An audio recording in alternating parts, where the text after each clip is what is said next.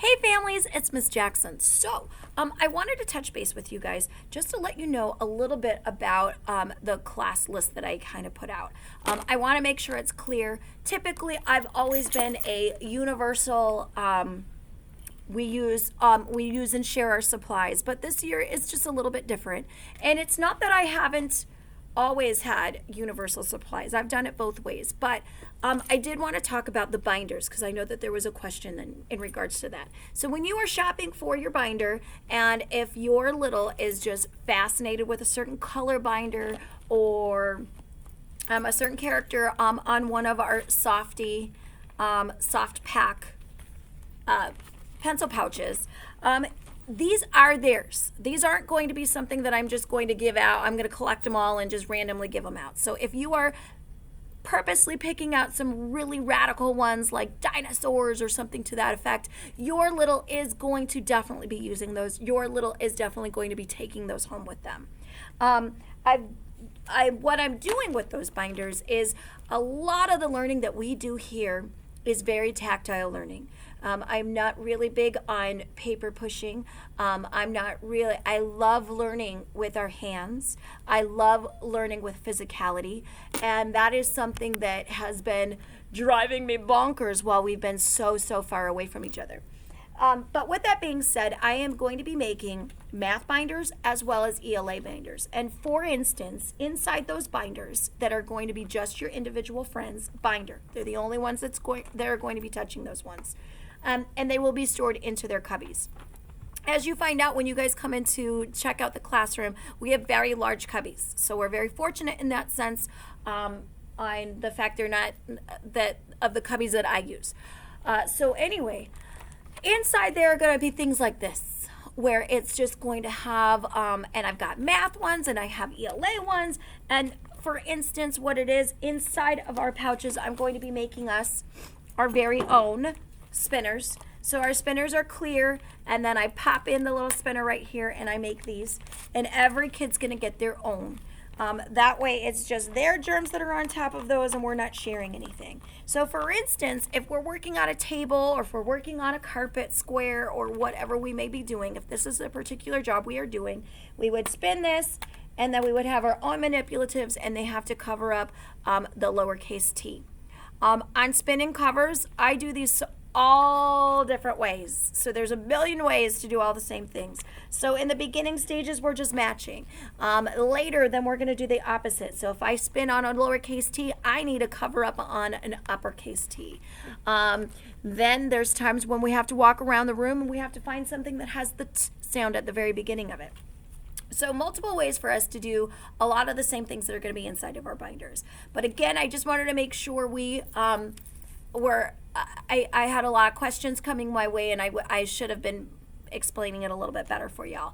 But your binders are your friends' binders. They're not going to be swapping. They're not going to be shared or any of those things, much like with their binders that they use for calendar time. Sorry, I'm having some brain farts today.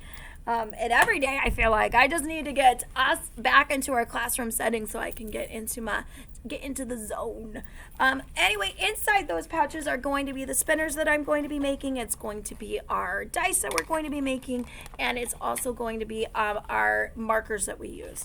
As you guys know, I am a fan of Sharpie markers. Expo markers are great too, but I like I like these better because they're thinner. They remind me most of what it is when we are writing with a pencil. So if we're ever practicing, this is one of the closest things that are going to be as close as it's going to be with a pencil if we are doing something with a dry erase or whatnot. I've also noticed these just come a little bit cleaner than Expo markers, and Expo markers just don't last very long, and they're very expensive. And I can get these from our district, so that way I'm not asking for them all the time. But anyway, so that's kind of the rhyme or reasoning on why I use a lot of Sharpies in here. And this is my classroom, so you don't have to worry about your homes anymore with Sharpies where you're like, ah! So anywho, I know that's really exciting.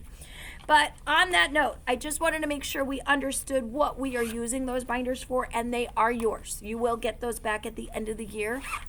If you don't want it back, I will love to refurbish it because I do a lot with binders, obviously with our calendar. So I just wanted to talk about that. And then I wanted to talk a little bit about our crayon boxes. So if you happen to have an extra one of these guys lying around, I wouldn't mind inheriting it. That way I know that everybody has one. This is something that I know that there are some really radical ones out there that kind of look like this a little bit. Even if you have a radical one, that's great. But sometimes I do like us to have a little bit of some universalness. That way we're not like all admiring some of those fancy ones.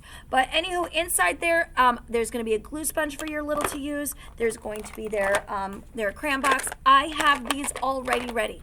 And then they've got their tongue erasers. They're going to have a brand new pencil in there. Everything is going to be theirs. So going back to supplies again, I know I did request for crayons. And the reason why I do that is I take those crayons and those glue sticks and I hold on to them because not all jobs are created equal and some jobs are a little harder with our glue sponges. So if there is a job that is really in dire need of a glue stick, then your kiddo's going to have a glue stick that's in their, what I like to call their briefcase. So on that note, I do hang on to those. So I am the decider on when it's time for us to refurbish those. So your friends are only getting their own crayon box. So they're only getting this that they are touching. But when their crayons do get tired, I will take it amongst myself when I start seeing them getting a little bit too tired, and then I will replace them. Also, sometimes even when we're really great with our crayons, sometimes our crayons break. So it's really nice to have extras just because I want to make sure I can replace that black crayon in case we accidentally broke it and things of that nature. So that's kind of the lowdown with some of the items that are going to be on that wish list. So can't wait to see your faces.